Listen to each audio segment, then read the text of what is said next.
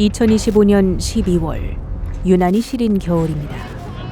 하지만 지금 당신의 등골을 오싹하게 만드는 건 영하로 떨어진 기온이 아닙니다.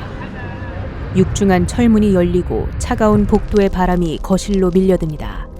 가장 평범하고 가장 무방비하게 누워있던 바로 그 순간, 당신의 허락도 없이 가장 내밀한 공간이 침범당했습니다. 확인된 인질의 수만 무려 3,370만 명. 대한민국 성인 인구 대부분이 이 보이지 않는 감옥에 갇혔습니다. 이름과 전화번호, 주소, 심지어 당신의 집을 지키는 최후의 방어선, 공동현관 비밀번호까지 털렸습니다. 이건 공포영화 속 이야기가 아닙니다. 바로 오늘 밤 당신의 집에서 일어날 수도 있는 섬뜩한 실화입니다.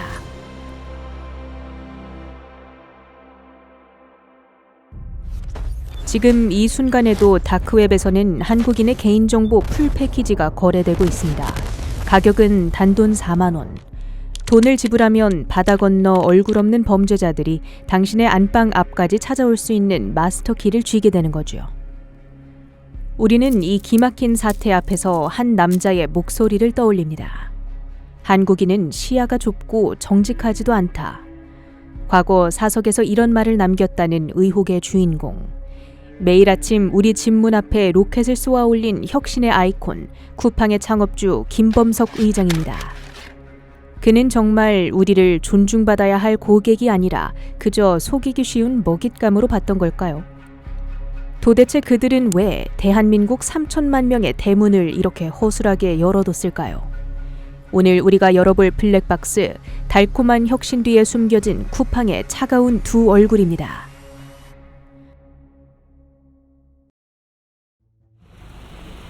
(1978년) 서울 태생. 하지만 그는 일찌감치 태평양을 건넜습니다. 명문 사립고, 하버드, 그리고 MBA. 완벽하게 세공된 한국계 미국인 엘리트 김범석. 그는 분명 천재였습니다. 쿠팡 없이 살 수 없는 세상을 만들겠다. 그가 입버릇처럼 되뇌던 이 주문은 곧 대한민국의 현실이 됐죠. 우리는 잠들기 전 주문하고 눈 뜨면 도착해 있는 그 마법 같은 속도에 열광했습니다. 그는 단숨에 유통의 판을 뒤엎은 혁신의 영웅으로 추앙받았습니다. 하지만 빛이 강할수록 그림자는 더 짙고 검은 법. 그가 쏘아올린 혁신의 속도 뒤에는 언제나 비명소리가 그림자처럼 따라붙었습니다. 쉴 새 없이 돌아가는 컨베이어 벨트, 그 위에서 갈려나가는 노동자들의 무릎과 허리, 덕평 물류센터를 집어삼켰던 그날의 시뻘건 불길, 그리고 끊이지 않는 안타까운 사망사고들. 심지어 직원을 사람이 아닌 등급으로 매겨 감시한다는 블랙리스트 의혹까지. 화려하게 쏘아올린 로켓, 어쩌면 그 엔진을 태우는 진짜 연료는 누군가의 목숨과 인격이었을지도 모릅니다. 그런데 참 이상합니다. 혁신의 공은 김범석 의장이 가져가는데 사고의 과가 터지는 순간 그는 연기처럼 사라집니다. 일명 바지 사장들의 등 뒤로 쏙 숨어버린 것이죠. 천하의 삼성 이재용 회장도 국회에선 입술이 타들어가 립밤을 발라야 했고, 롯데 신동빈 회장도 어눌한 한국어로 국민 앞에 고개를 숙여야 했습니다. 대한민국 땅에서 돈을 버는 이상 그 누구도 피해갈 수 없는 책임의 무게가 있었기 때문이죠. 하지만 김범석은 예외입니다. 이유는 단 하나. 그는 미국인이자 미국 기업의 수장이니까요. 한국의 법도, 도의적 책임도 그가 가진 검은 머리 미국인이란 방패 앞에선 무력화됩니다. 그에게 중요한 건 오직 수익뿐이었을까요? 수천만 명의 개인정보가 털린 국가적 재난 상황. 쿠팡은 고객에게 죄송합니다라는 문자를 보냈습니다. 본사 홈페이지에는 사과문을 올렸죠.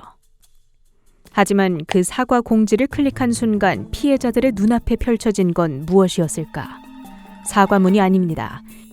눈을 현혹하는 화려한 색감의 로켓 배송 특가 상품 광고였습니다. 이 믿기 힘든 기괴한 장면에 대해 개혁신당 이준석 의원은 뼈 때리는 한마디를 던졌죠. 이건 대학교 2학년 수준의 보안 설계입니다.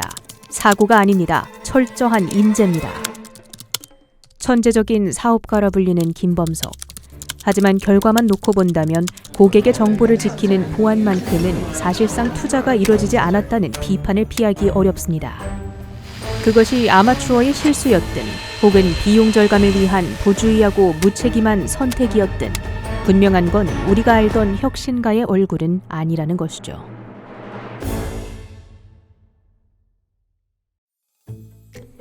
모든 사건에는 경고등이 켜지는 순간이 있습니다. 이번 사건의 시작점, 그곳에서 포착된 시그널은 유독 심상치 않았습니다. 쿠팡이 지목한 주범, 그는 다름 아닌 전직 중국인 개발자였습니다. 이 소식이 전해지자마자 익명 커뮤니티 블라인드에 둑이 터져버렸습니다. 직원들의 절규에 가까운 성토, 여긴 이미 중국인 카르텔이 장악했습니다. 개발자의 80%가 중국인입니다. 물론 회사는 즉각 사실무근이라며 손사래를 쳤습니다. 하지만 그들의 말이 아닌 행동을 추적하면 우리는 무언가 의아한 지점을 발견할 수 있습니다. 조선일보의 보도에 따르면 개인정보 유출이라는 대형 사고가 터진 직후인 지난 3일 중국의 채용 플랫폼 보스집힌 화면을 가득 채운 쿠팡의 구인 공고가 보입니다. 연봉 3억 2,500만 원, 모집 분야는 AI 모델 전문가, 검색 알고리즘 엔지니어. 회사의 뇌와 심장을 담당할 핵심 인력들을 사고가 터진 그 순간에도 중국에서 파격적인 대우로 긁어모으고 있었던 것. 우리는 중국화되지 않았다. 쿠팡은 이렇게 선을 그었죠. 하지만 정말 그럴까요? 지금 이 순간에도 중국 바이두나 텔레그램에서는 한국인의 주민번호와 주소가 단돈 몇만 원에 거래되고 있습니다. 쿠팡이 문을 열어준 그 틈새로 우리 정부가 제집 드나들듯 국경을 넘고 있다면 중국화가 아니라고 우기는 그 말이 과연 무슨 의미가 있을까요? 또한 사건 발생 전인 지난해 11월 쿠팡 내부에서는 아주 은밀한 작업이 진행됐습니다.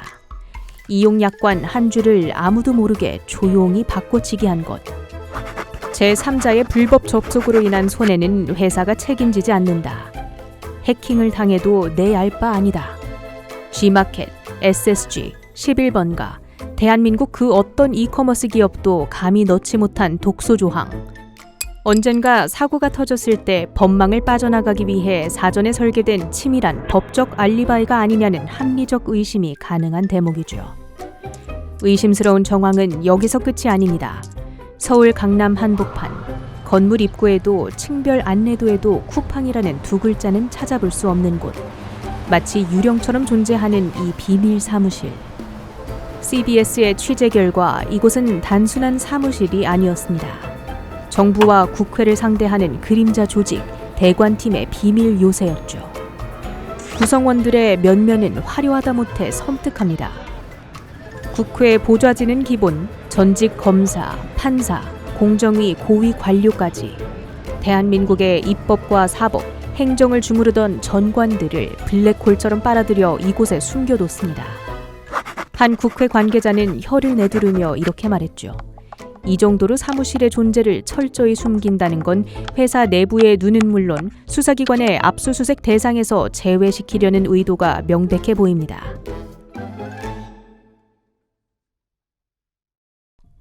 이제 우리의 시선은 태평양을 건너갑니다. 세계 권력의 심장 워싱턴 DC. 주간조선의 보도에 따르면 쿠팡이 이곳에 심어놓은 로비스트는 무려 23명. 전 세계를 상대로 영업을 하는 삼성이나 현대차와 맞먹는 숫자죠. 그런데 이상하죠. 쿠팡 매출의 90%는 한국 소비자의 지갑에서 나옵니다. 하지만 그들이 번 돈은 조용히 그리고 은밀하게 미국 정치권의 심장부로 흘러들어갔습니다. 주목할 것은 그 명단인데요. 트럼프의 대선 자금줄을 쥐고 흔들던 핵심 인사, 현 국무장관 마르크 루비오의 비서실장 출신, 이른바 트럼프의 깐부들이 바로 쿠팡의 급여를 받고 있었던 겁니다. 쿠팡의 목적은 미국 정부라는 거대한 힘을 빌려 한국 정부의 규제를 무력화하려는 것. 한국 공정위가 칼을 빼들면 즉시 미국 의원들이 나서서 한미 FTA 위반이라며 압박하는 구조. 한국의 법률 문제를 국가 간의 외교 문제로 바꿔버리는 고도의 전략입니다. 조국혁신당 이혜민 의원은 이 상황을 이렇게 표현했습니다. 대한민국 국회에 대한 로비 압박을 미국 국회를 통해 할 거라고는 상상도 하지 못했습니다. 정부도 가만히 있지는 않았습니다. 이재명 대통령의 강력한 경고와 함께 공정위와 경찰의 전방위 압박이 시작됐죠. 그러자 박대준 대표는 사의를 표했고 쿠팡은 해롤드 로저스라는 예상 밖의 인물을 대표로 등판시킵니다. 김범석 의장의 복심이자 위기 때마다 끝장 승부를 택해온 전략가. 몇몇 전문가들은 이를 두고 이렇게 해석했죠.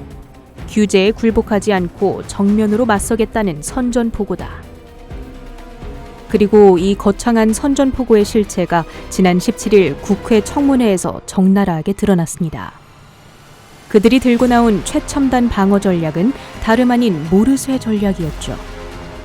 김범석 의장 어디 갔냐는 의원의 질문에 전략가라던 로저스 대표는 뜬금없이 I don't speak Korean.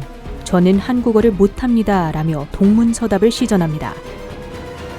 본인 휴대전화 번호가 뭐냐는 질문에 돌아온 대답. 그건 제 개인정보입니다. 그렇다면 그가 대한민국 국민 3,370만 명의 정보가 털린 이 사건을 두고는 뭐라고 했을까요? 미국 법 기준으로는 이 정도 유출은 불법이 아닙니다.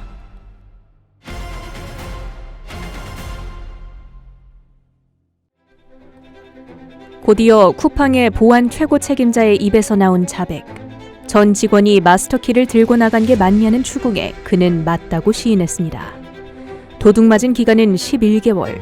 작년 겨울에 퇴사한 직원이 훔쳐간 열쇠를 회사는 1년 가까이 까맣게 모르고 방치했던 것이죠. 3천만 명의 개인정보가 보관된 금고가 사실상 1년 동안 길거리에 방치돼 있었던 셈입니다. 어쩌면 쿠팡의 진짜 위기는 태평양 건너에 있습니다. 미국 본사 쿠팡 인코퍼레이트를 겨냥한 집단 소송의 움직임. 미국은 한국과 달리 징벌적 손해배상 제도가 강력합니다. 과거 에퀴팩스 해킹 사태 때 배상액은 무려 1조 원이 넘었죠. 쿠팡이 쌓아올린 제국은 한국의 규제와 미국의 배상 판결이라는 두 개의 거대한 파도 사이에 갇히고 있죠. 절체절명의 상황. 과연 쿠팡의 김범석 의장은 견고한 침묵의 벙커문을 열고 세상 밖으로 걸어 나올까요? 확실한 건 단 하나입니다. 우리가 로켓이라 부르며 열광했던 그들의 혁신에는 처음부터 브레이크가 달려있지 않았다는 것. 속도, 효율, 점유율, 오직 앞만 보고 달렸던 이 폭주 기관차는 결국 화물칸에 실려있던 우리의 개인정보, 아니 대한민국의 자존심마저 궤도 밖으로 내던져버렸습니다. 청문회장 한가운데 주인을 잃은 채 덩그러니 놓인 의자 하나. 그 텅 빈 의자가 뿜어내는 거대한 침묵이야말로 그들이 우리를 그리고 이 나라의 법을 어떻게 생각하는지 보여주는 가장 시끄럽고도 솔직한 고백일지 모릅니다.